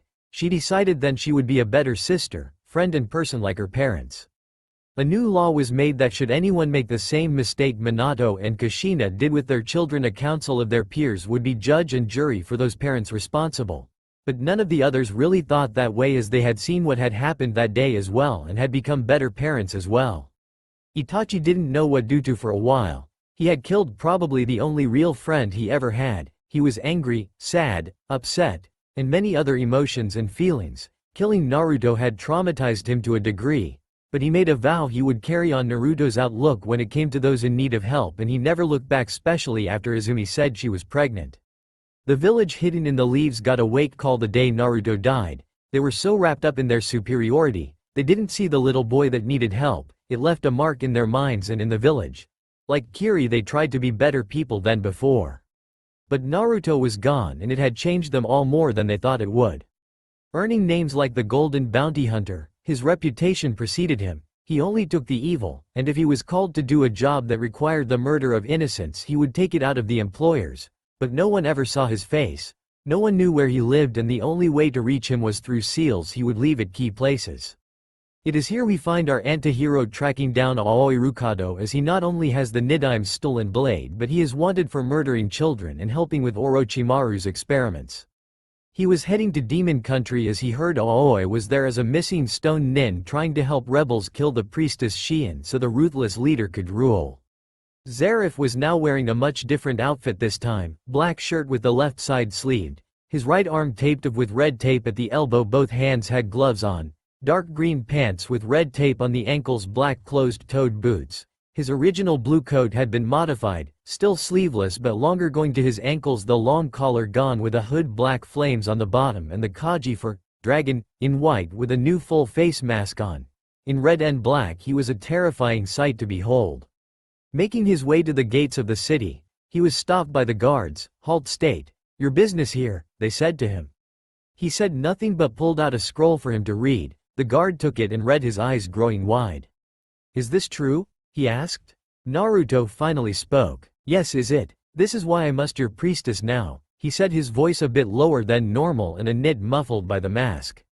They nodded, giving him the scroll back, and he was led inside, where he made his way to the tower. He was met with people looking at him and whispering, but he did not care, though an lbs of both muscle with some fat, he was both intimidating and handsome. Well, if they could see. Making his way in the tower, he was met by the receptionist. "Hello there, how may I help you?" she asked nicely. He nodded to her. "Yes, I must see your priestess about the rebel faction. I have nay information about them," he said. She nodded and pointed him to the stair. Very top of the stair, 2 big doors at the end of the hall. "You can't miss it," she said seriously. He nodded to her and left, Heading up the stairs, he took his time as he was in no rush. It took him about minutes to finally get up all the stairs. Once at the top, he made his way to the end of the hall. He pushed open the doors to see a rather big room. Near the back he saw a throne-like chair with a woman in white robes with bright blonde hair speaking to some people. He made his way in, and held back Abbott to see what was going on. "We are servants of Lord Nikoshi. He has asked us to give you this," the middle one said as a monk gave the priestess the scroll to read. Naruto looked at the men, all about between lbs and had looks of warriors, but he would be able to fight them off if need be. He had a job to do. Shion read this, her eyes widened. She looked back at them. "I will not agree to this. I will not become his wife. I will not surrender this country to him. What he wants is to turn this place into a den of filth and debauchery. My answer is no," he said to them defiantly. Two chuckled while the middle spoke. "He said you would say that, so he told us to capture you and bring you to him. You'll be a good wife for him and a plaything for us, bitch." They had grabbed their weapons as the monks got into defensive positions around their priestess, but before anything happened, a man in a mask appeared in front of them and spoke. "Perverts and filth, you disgust me. Get lost, losers," as he cocked himself back. Iron dragons roar, he bellowed as a dark green power hit them, throwing them back a ways. He turned around to face the others. "Forgive my intrusion, but I was asked to help you by your mother, plus I have a bounty on one of Nikoshi's men. Now if you'll excuse me, my lady," he said to her. He walked to the three, as Shion and the monks looked on. "Who is he?" one monk asked. Before anyone could say anything, a woman spoke up. "He is Zarif Grimoire, the bounty hunter." They all turned to see Shion's mother, Lady Moroku, walk up to them. The monks bowed to her. "Hello mother, thank you for that. I was kind of nervous for a minute there," she said. Moroku hugged her daughter as she whipped out some popcorn to watch the fight. Handing some to Shion, she took a couple as the monk's sweat dropped but got back into defense in case. Zarif walked up to the three as they got up looking pissed. "Who are you to attack us? Do you know who we are?" "We are the elite," the middle one sneered arrogantly. Zarif simply shrugged, before racing at them, punching one in the face, kneeing another in the ribs while grabbing the last one's head and twisting it, breaking his neck, then tossing him at the other two before he summoned some fire and blew it at them, burning them to crisps. Taking a minute, he turned back to the others, slowly walking to them. Once about 5 feet from them he bowed. "Lady Moroku," he said. She smiled. "Hello again, Zarif," she said, looking at him. He stood back up and they all got a look at him and they were impressed, as Zarif handed Shion the scroll so she could read. After stepping back, he waited, her eyes widened a bit, but smiled at it, rolling it back up. "I would appreciate your help. Well, pay you." She stopped as he interrupted. "No thank you, my lady, keep the money. I want one of that fool's men, Aoi Rukado, who is responsible for murdering a group of small school children. I'll give you that fool Nikoshi, but Aoi is mine," he said. They nodded as this was fair. "We agree to your terms. You can stay in the room next my daughters for the time being. We'll be eating dinner in 2 hours and I hope you join us," Moroku said. He nodded to her and left to clean up his mess. "Are you sure it is a good idea to have so close to the princess?" one monk asked. "Yes, he is the only bounty hunter with a morale code of ethics, and his services are meant for good. We have no issue with him," she said. They showed him to his room, and since he had an hour still, he meditated for the time. He was remembering his life, everything he went through, his ups and downs. To be completely honest, he didn't miss it. He didn't miss Mei, he didn't miss Minato, Kushina or Mito, Konoha or Kiri. After all that pain and loneliness, he just didn't feel anything anymore for anything or them. To him they were ghosts from his past, and he had finally moved on. He would not speak to them in any other capacity than as Zarif Grimoire. There was a knock at the door. Opening his eyes, he got up and stretched, walking to the door. He opened it up to see a female monk. "Dinner is served, please follow me," she said as he nodded and followed. Making their way in, he found a seat across from Moroku. Hand put down his hood to show his short auburn spiky hair. Taking of his mask, they got a look at his face. The ladies all blushed, even Moroku, even though she had seen it before. His face was a bit pale but still tanned, with a lightning bolt scar on his right eye, similar to Laxus of Fairy Tale. His deep blue eyes were like oceans. His face was a bit narrow but also round. He was handsome indeed, but he looked like he hadn't smiled in a long time. He looked at them all, noticing the blush, but it didn't matter to him. Things like love and attraction were not important to him. He had decided to just remain alone. It was easier to deal with and leave it at that. Dinner was served and they ate. Everyone was making small talk but he chose to eat quietly. When Shion spoke up to him, "Why did you decide to become a bounty hunter?" she asked. He stopped eating for a moment. "Because I retired from being a shinobi and civilian life bores me," he said to her as he continued eating. She nodded at him, taking a few bites. She was intrigued by him but he seemed distant, cold and afraid. But she didn't know why. But she wanted to find out. Hopefully he would open up to her. Dinner finished and they retired to their rooms. Shion lay down. All she could think about was Zarif. There was something off about him. He carried a great sadness. His eyes showed pain and bitterness. "What happened to you?" she said to no one. As she laid down and closed her eyes when there was some shouting and her door was broken open. She opened her eyes to see 4 men appear in her room. She sat up, pulling up the blanket as she was not wearing anything modest. They began making their way to her when a flash of light and Zarif appeared with 4 clones taking out the men.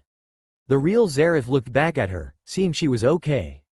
He nodded but then felt something pierce his chest. Looking down he saw a sword go through. Shion went wide-eyed and screamed. Naruto quickly turned and decked the guy in the face, knocking him out. He then ripped the sword out and fell. "That hurt," he said. Shion rushed to him to try and stop the bleeding. She managed to but needed help to get him medical care. Over the next 2 days she checked in on him, making sure he was okay.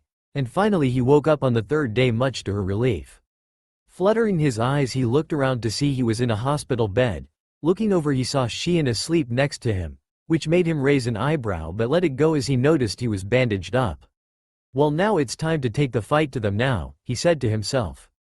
Naruto had just taken a blade through his chest and he is not happy about it. As he laid there letting the wound heal, even with his Uzumaki blood it still took longer than he would like, but it wasn't all bad as he had company in the form of Shion, who took a weird fascination to him. He sat there in the hospital bed watching her as she hummed a tune to herself and was patching up his coat. She smiled to herself a bit then giggled, all the while he just watched her. "Excuse me, Shion, but I am curious why spend all this time with me?" he asked her as he was genuinely curious. She looked up at him and stopped for a moment. "You remind me of myself, bitter, cynical, afraid to open up to others and trust," she said honestly. He thought about it and it hit the mark. "Well, you're not wrong about that," he said softly. "If I may be so bold, what happened to you for your eyes to be so dull, so lifeless?" she asked him. He stayed silent for a moment, wondering if he should talk to her. He hasn't spoken to anyone like this in a long time, over a year. He shrugged. "Can't hurt. My original name was Naruto Uzumaki Namikaze, and I was the firstborn of the Yondaime Hokage," he started. Shion paused and looked at him with wide eyes. She had heard of him but thought he was dead. She gasped. "Street, the revelation. I was born years to the day before my sister Mito, October th.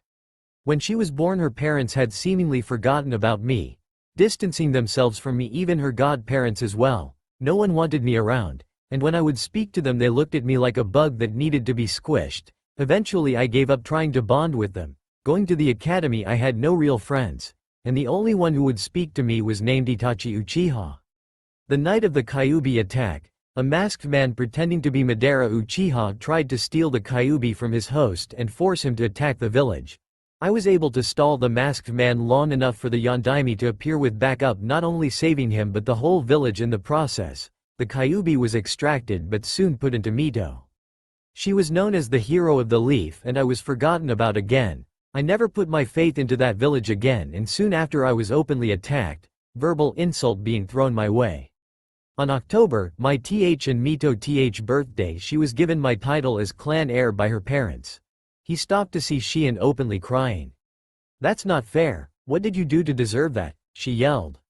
He shrugged as he didn't care. That was in the past and it made no difference to him anymore. Realizing I had no place in Konoha, I fled during Mito's party and never looked back. A week later I had arrived in Kiri, where I was met by fighting as they were embroiled in civil war.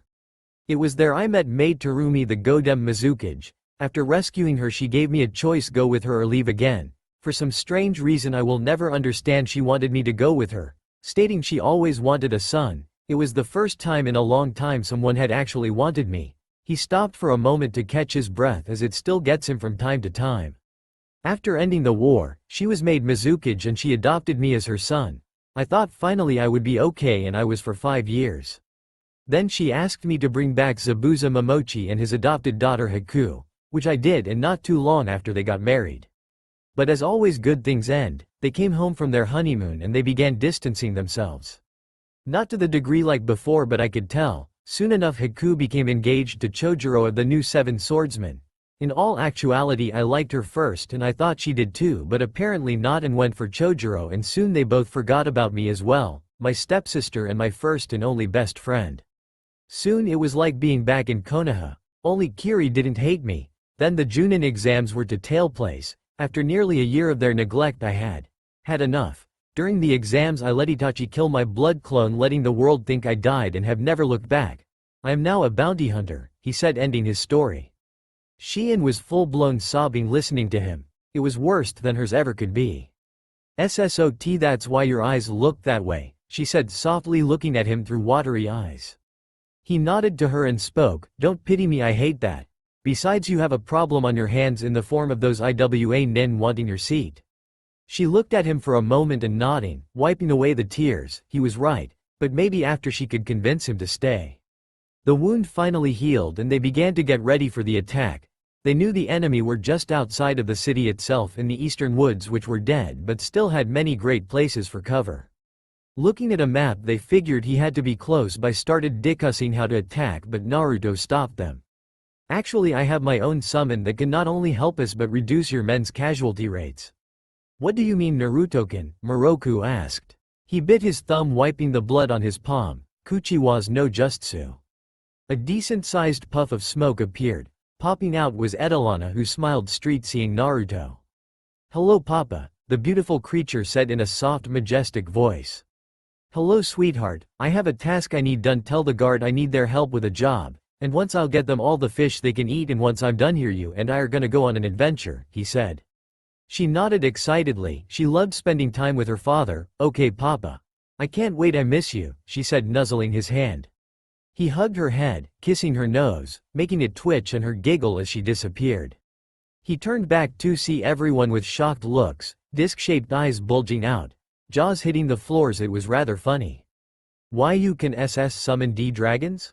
Shion said rather shakily. He nodded to her. Yup, I am the only summoner known. They are the closest thing to family I have, he said. Naruto stood out in front of the East Forest with Shion and Moroku as well as their guard. Now then, begin, he said out as he whistled, and 4 large red and black dragons came flying by, breathing ice at the forest encasing it. Once done, Naruto looked at everyone and nodded to them. He went into the frozen tundra. A few minutes later he brought Nikesho and Aoi. Both were shivering. He threw Nikesho at Lady Moroku's feet while he handled Aoi. Aoi Rikodu, for your sins you have been tried, guilty, and sentence, death. Zarif took his blade and took off Aoi's head. He looked over to see the scum himself drawing his last breath as he was beheaded as well. With that his mission here was done. Naruto unsealed a scroll and put both body and head in it for delivery to Konoha. They all headed back, where Naruto packed his stuff and headed to speak to Lady Moroku and her daughter. He entered the main audience chamber, where he saw both ladies speaking to the leaders of the city, letting them know that the danger has gone. Once they all left he walked up to them and bowed. So this is it, huh? Moroku said. He nodded. Don't worry, if you need anything you know how to contact me, he said with an eye smile. As he was about to turn, Shion spoke up. Wait, please, she asked, getting up, her white robes flowing behind her. He stopped to look at her. Yes, my lady? He asked. Well, I was wondering if maybe you would like to hang out next time you come? She asked shyly. He tilted his head at her. She was blushing a bit. He internally sighed. He knew what she wanted. Sure, I think that would be nice, he said to her, his nice nature coming out. She brightened up and nodded fiercely before walking up on her tiptoes and kissing his cheek, then heading back to her seat, a look of amusement on her mother's face. You like him, don't you? She stated. Shion turned her head a bit embarrassed but nodded to him. I think he is just amazing. Plus he would make a great father for our future child. She turned beet red thinking about it as her mother laughed at that. Naruto aka Zarif Grimoire was on his way to Konoha. Having stopped in Tanzuka town for the night, he made his way to He village in record time. As he saw the gates, as stated, it did nothing for him. He just saw it as a village now, like Kiri. He made his way to the gates where he was stopped. Halt, name and business. Zarif Grimoire, here for the bounty of 1 Aoi Rikodu. he said, holding out the scroll. He held the body in. They nodded and let him in, making his way to the tower. Taking his time, he saw place he knew as well as people. Kakashi as well several of the other Junin and Chunin were nearby talking and eating when they saw a stranger walk by. It was Zarif, but they didn't know that. Hey look, who's that? Kurenai said, taking a drink. Asuma looked over at him then widened his eyes. Holy shit, that's Zarif Grimoire the bounty hunter, he said, shocked. They went wide-eyed. Finishing their food, they went to spy on him. From the shadows they saw him walking to the cage tower when a little girl bumped into him. OWWWW, the 2-year-old said. Zarif looked down then knelt down as well. Are you okay, little one? He asked her kindly. She looked up at him, rubbing her sore cheek. She nodded. I'm sorry for bumping into you, Mista, she said cutely. He chuckled a bit and petted her head. It is quite all right, little one, an honest mistake. Tell me, what's your name? He asked. She looked at him then spoke. Sayui Utia, she replied. He nodded to her and looked around for Makoto but couldn't find her. Say, where is your mummy? You shouldn't be out here alone, he stated to her. She nodded then began crying. I can't find my mommy, please help me, she begged in tears. It broke his heart. He nodded and began reaching out with his sensor skills. Meanwhile, the others had watched, ready to strike should they need to, but they didn't sense any malicious intent from him at all. The girls even blushed as he was so good to the little Uchiha princess. Wow, so kind and good with kids, huh? Enko said. Zarif found her and she was in a panicked state. I found her, she is coming this way now. Let's stay here and wait for her, okay? He said to her cheerfully. She nodded and sat down in the middle of the street. Shrugging, he did the same. Hey, would you like to see a magic trick? He asked. She brightened up and nodded. He put out his right hand and electricity began shooting around till it reached his opened palm and a dragon formed and began moving around. Sayuri was entranced by this till they heard a scream. Sayuri! Where are you? Makoto yelled hysterically as she turned the corner with Itachi and several others. They all saw her with an older man who was showing her a magic trick, till the man noticed them. He waved them over. Yuriheim, look behind you, your mom is here, he said. She looked behind her and gasped out, getting up and running to her mama. Makoto did the same now, crying as she scooped up her little girl in her arms, kissing her. Zarif just smiled at the scene, but deep in his heart it hurt to see at the same time, but pushed that all away when the Uchiha came up to him. Thank you, young man, thank you, Makoto said sincerely, still crying. He bowed to her. Think nothing of it, Lady Uchiha. I'm just glad she is safe and where she belongs, he said, standing upright again. Who are you? Itachi asked. My name is Zarif Grimoire, at your service, he said. They all went wide-eyed at this revelation. He was well known for being the golden-hearted killer. How can we ever repay you? Makoto asked. He shook his head. No need to having little Sayuri here, as some much-needed company was good enough. Now though I must be off, I have to see your cage, he said to them. Now then, Yuriheim, you be good you hear and don't wander off from your mother again, okay? He said to her softly. She looked at him and nodded before she laid her head down on Makoto's chest. He gave an eye smile and nodded as he made his leave, the Uchiha watching in respect, Makoto having a grateful smile. The spies were shocked by this newfound information that confirmed his identity. Damn, he really is the golden-hearted killer, Yugo said. Her companions nodded at her as they followed him again. He made his way to the tower where he saw the receptionist doing paperwork. She looked up and saw Zarif. Yes, how may I help you, sir? She asked. Yes, I am here to speak to the Hokage about a bounty, he said to her. She nodded and let him go through. Having remembered his way, he saw the door and knocked on the door. He heard a voice say enter, and he did. Once he got in, he saw Minato Namikaze at the desk, Kushina with a baby girl in her arms, Mito with Jiraiya and Tsunade nearby, as well some of Mito's friends, and they were staring at him. Yes, can I help you? Minato asked. He nodded. He has a face mask on as well as his hood, plus his eyes are no longer deep blue, they are a mix of ocean blue and sea green with the scar over his eye. Yes, I am here for the bounty of Aoi Rikodu, he stated, pulling out the scroll and unsealing it to show both body and head.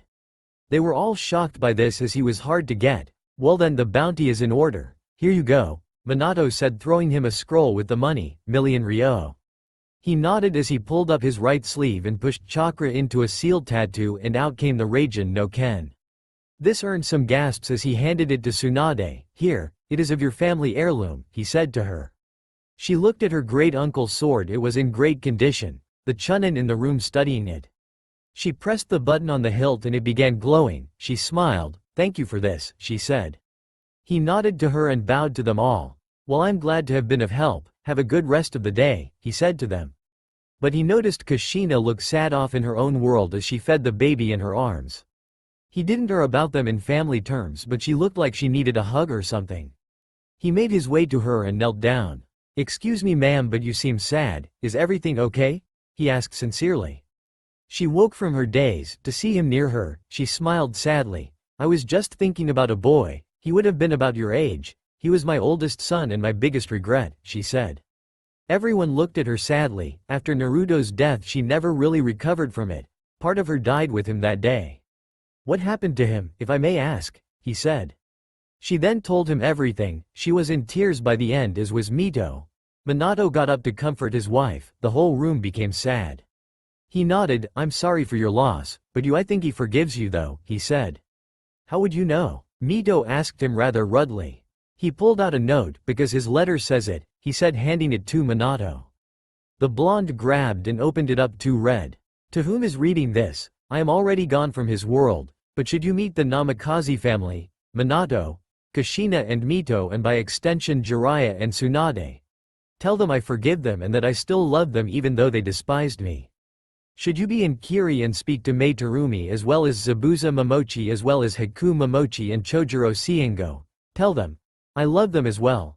I guess I just wasn't meant to be loved, so I am writing this to say goodbye. I do not believe in Kami, so I don't think I will see any of you again, but just know I may be angry and bitter. I don't hate you. Goodbye. Naruto." As soon as Minato was done, he was crying. Kushina was in tears holding her baby and Mito was sobbing. "Where did you find this?" Kushina asked. "In Kiri, in a pond near a park. Looks like it had been there a while in a little bottle. I read it and knew I had to make sure you read it. To find closure," he replied to them. Kushina cried in pain. She missed her baby boy Naruto, the dull ache never fully healing. He looked down. He felt bad for them, but life goes on. "I'm sorry for your loss and for brining up old wounds, but I thought you should read it," he said again quietly.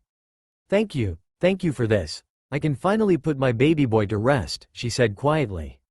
He nodded. "Well, if you'll excuse me, have to go to head home," he said, giving a slight bow to his former family as he got up and left. Mito just looked down. "I miss you, big brother," she said quietly. Zarif left Konoha and headed back to Uzu Island. In a cave near Water Country stood 10 figures. "It's time to begin our hunt. How will we do this?" "Simple, teams of 2, we start with Suna and the new case cage.